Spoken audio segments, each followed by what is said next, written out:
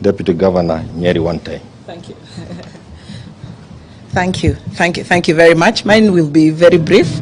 I think as leaders of Mount Kenya, we are here to call out this illegitimate government in what we are seeing initially to be dictatorial tendencies.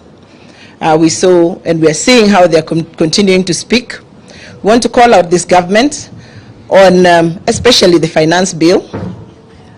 If you look at the finance bill, for a government that has been saying they have women at the core of their government, you look at clause 17, what our vice captain has said, women groups will now be considered as businesses, attracting a 30% tax.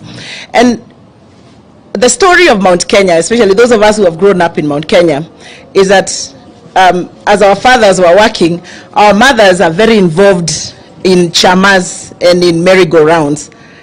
And they really support the family unit. In fact, if you look at the data in the Ministry of Gender, the Mount Kenya region ranks highest in uptake of the Women Enterprise Fund and the lowest in loan delinquency. And therefore, when you begin to look at this, women in the villages as whatever activity they're taking on as business activities, essentially what you're doing is killing that sector. As Mount Kenya leaders, we're also very aware that this regime would like to kill our small businesses.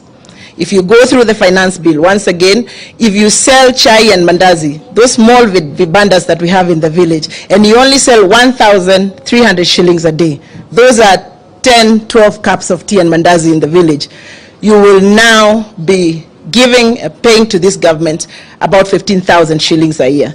So ideally, we see a regime that is out to kill our Mount Kenya businesses, that is going for women, I mean in very mundane and desperate things like trying to charge wigs and weaves and very small desperate measures. Most of those businesses that sell those wigs and do those beauty activity are owned and run by women.